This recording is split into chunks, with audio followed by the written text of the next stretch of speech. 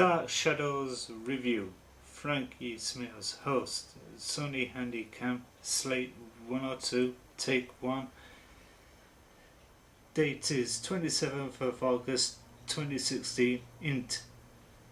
Host explains to the audience about the film, sat next to the TV, and action.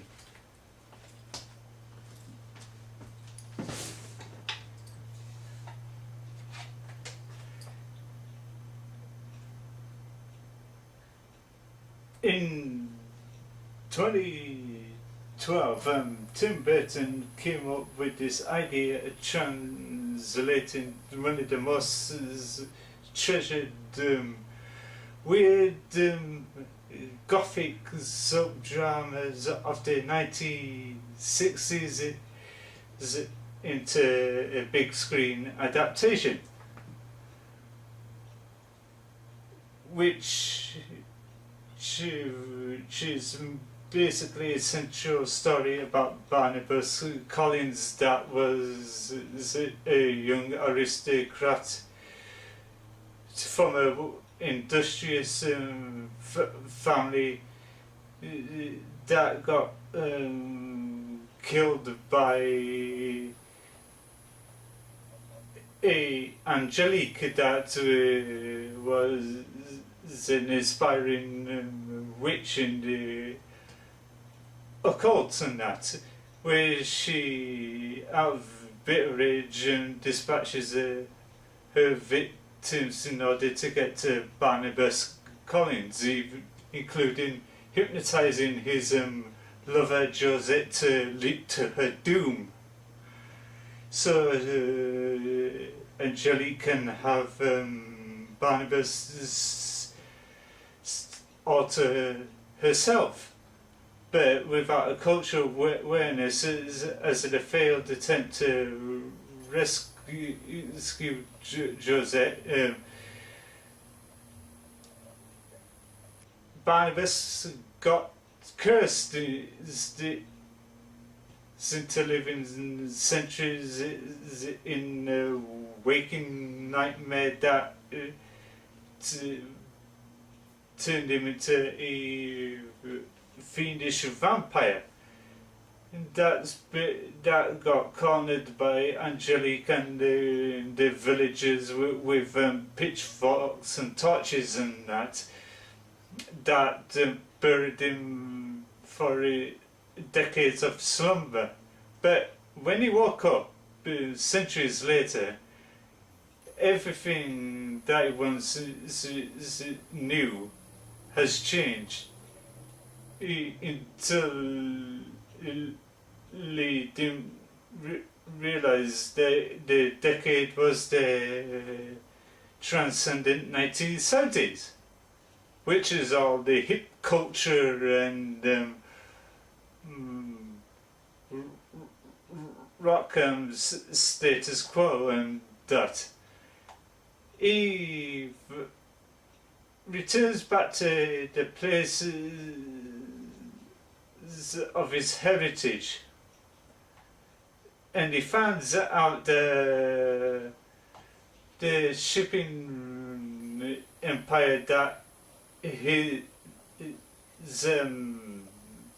family once loved and that built up in a small port in Maine. That was the common favoured location town for horrors in the works of Stephen King and the shows like Haven and that, and etc. Yeah, and it's got taken over by Angelique. It gets away a bit bizarre. Then he finds out that his descendants have taken over the house with a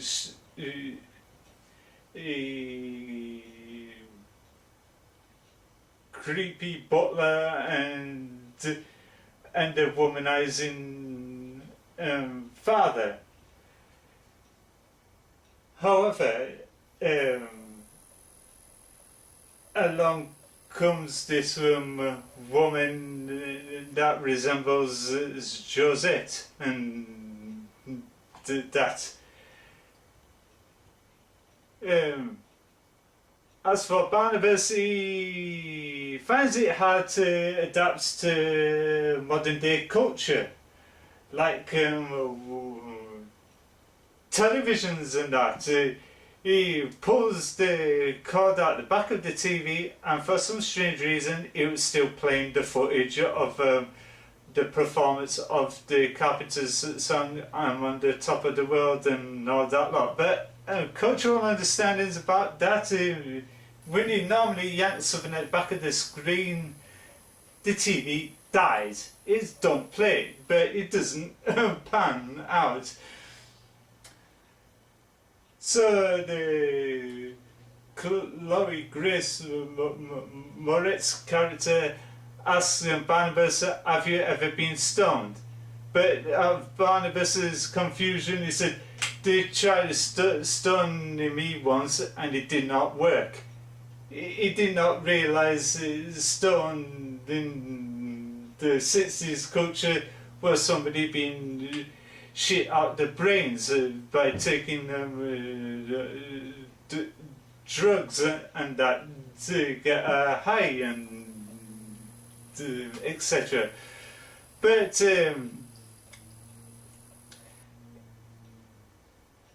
he also finds it hard to adapt to the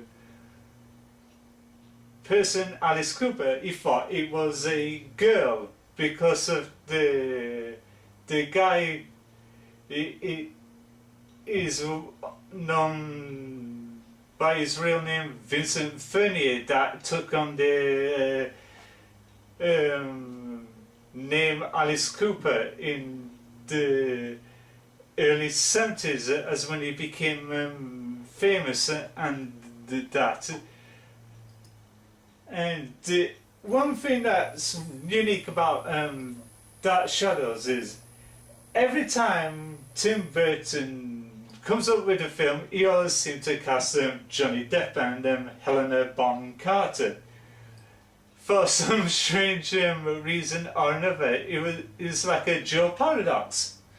And it also reunites Michelle Pfeiffer, who too many people know from playing Catwoman many years earlier in Batman Returns, and that, which was a bizarre, ultra-violent film that shocked many parents because of its rating. When the film was released at the cinema, it was a 12. Due to the graphic violence of the film, the BBFC rethinked its certification and warranted a 15. That's all by the by, and etc. It's a very funny, fresh take on the original cult classic TV series. If you watch the film, you notice the original actor who played Barnabus Collins in the original TV series. In all the preparation of me tracking down Tim Burton's version of Dark Shadows, I rewatched the handful of episodes that was uploaded onto YouTube and that, Chloe Grace Moretz is totally phenomenal in this film. Many people know her from the kick-ass comic book spoof movies and etc.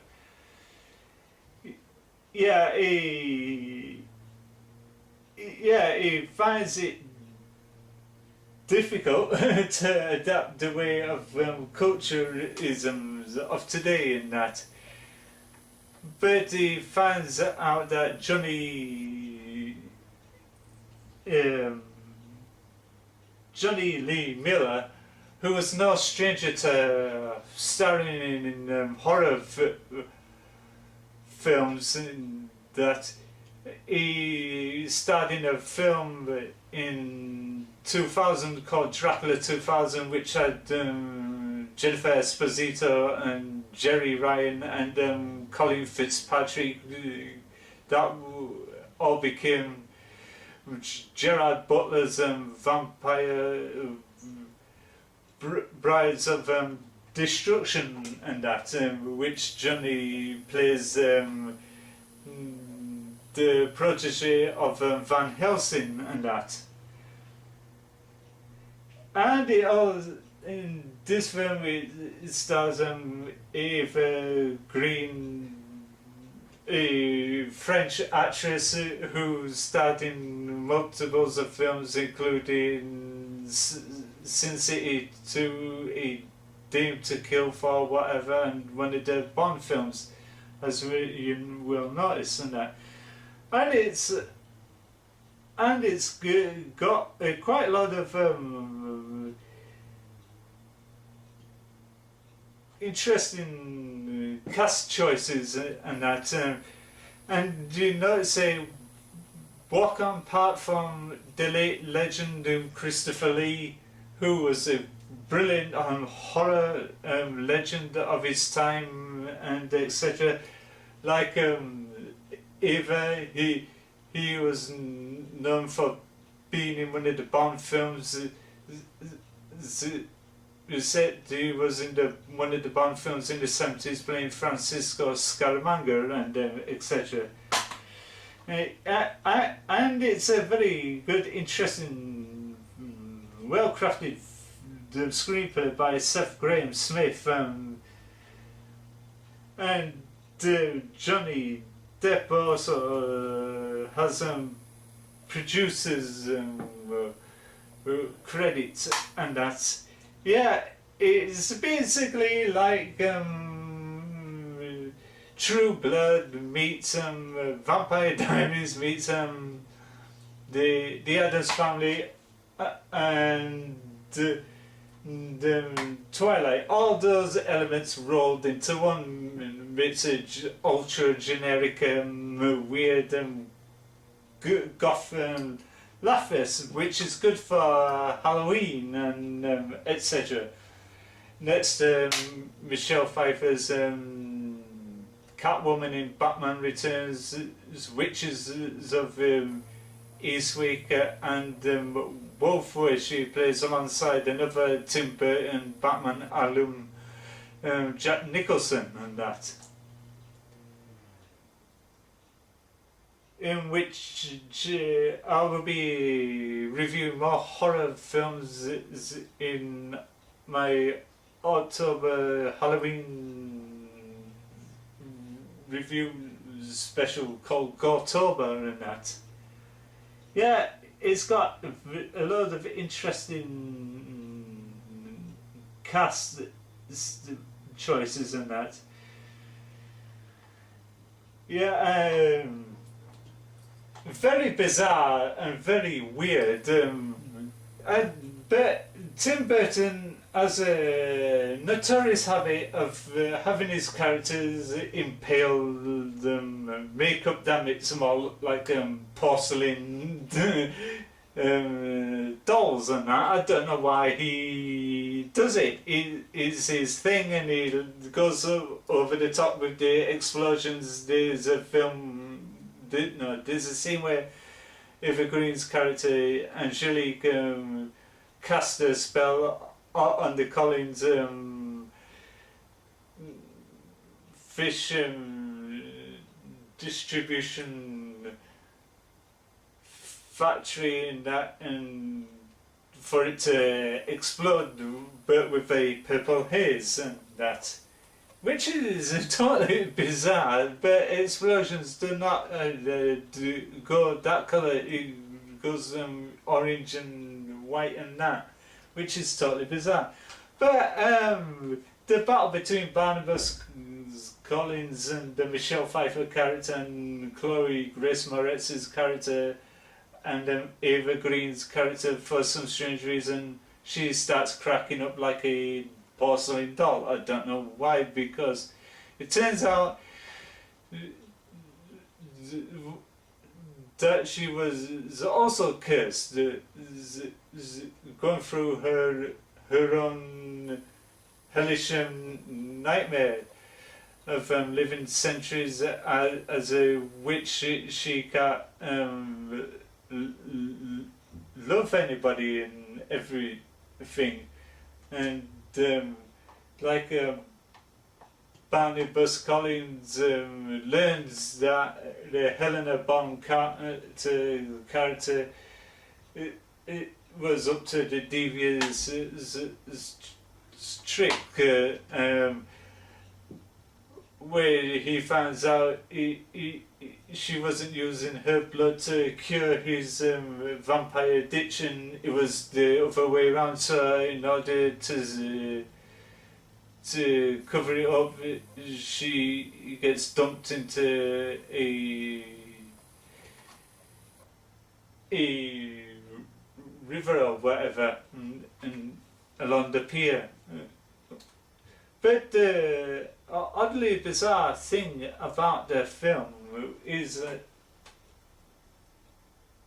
the end scene where she opens her eyes up in the water, and that probably was to set up a sequel or whatever, due to the film underperformed at the box office, which did not fare well and that, but it did get a resurgence on home video and etc., which holds it on to this very day. But the huge letdown about this Blu-ray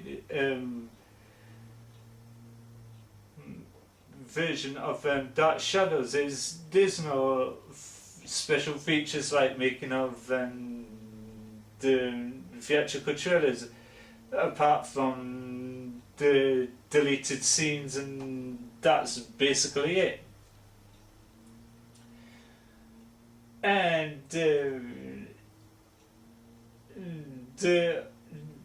one of the negativity about the film is that Johnny Lee Miller's character gets written out 45 minutes in, then you never see him ever again. He just packs his bags and gets up and leaves and gets into the taxi, then that's it, he's gone. And etc. Yeah, it was very bizarre and very weird film, but very funny in between, with the whole joke about it doesn't know what the meaning of the word stone is, so it did a crafted spin on it, said they tried stoning me once and it did not work. And the joke at the beginning where you see a big that shaped like a McDonald's sign, he said Philosophicles or whatever, and that when he did wake up from his hellish slumber, he's seen the McDonald's sign with the that looks like the one in the book at the beginning of the film. And they find it hard to believe that anybody would, in the right mind, build a McDonald's in the backward forest and that, which I find it totally hard to believe. But at the beginning of the film, Eva Green's character, Angelique Bouchard, hair was dark and that. Then and in the 70s she had blonde hair. According to Ava, blonde was the original hair colour. For other reasons, she had to darken hair colour due to the fact she was starring in roles which portrayed women with dark hair and that. So it was a great departure to see Ava drop the dark hair and revert back to her natural blonde colour and that. But the moment went to Michelle Pfeiffer. Michelle Pfeiffer rocked it. She loved it to bits and that and etc. So did Helena Bonham Carter, who's no stranger to playing strange and weird and beautiful roles and that, with great essence and that. But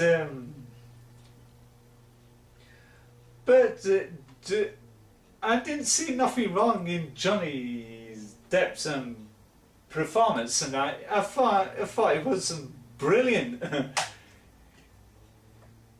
He's not quite Jack Sparrow over the top and looking all like he's shit-faced and totally effed up out of his brains and that, but he did show a bits of the Jack Sparrow persona, which was very funny and that, especially when he tried to rip the cord out of the back of the TV screen and the TV's still going, which I find totally great in that.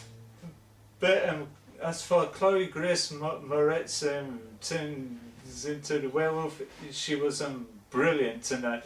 So yeah, it's a must-see film for Halloween and that, and they're gonna give it a high rating for 10 out of 10 for great performances and great score, great visuals and everything in between. And until then, this is me, Frankie Smales. Thank you for watching, and don't forget to like, comment and subscribe, and my next horror review will be coming in October. For Gotober, I'll be doing a load of prep work in the next couple of weeks and that, so I won't be uploading as much as I can. And thank you for watching, and have a great day. And cut.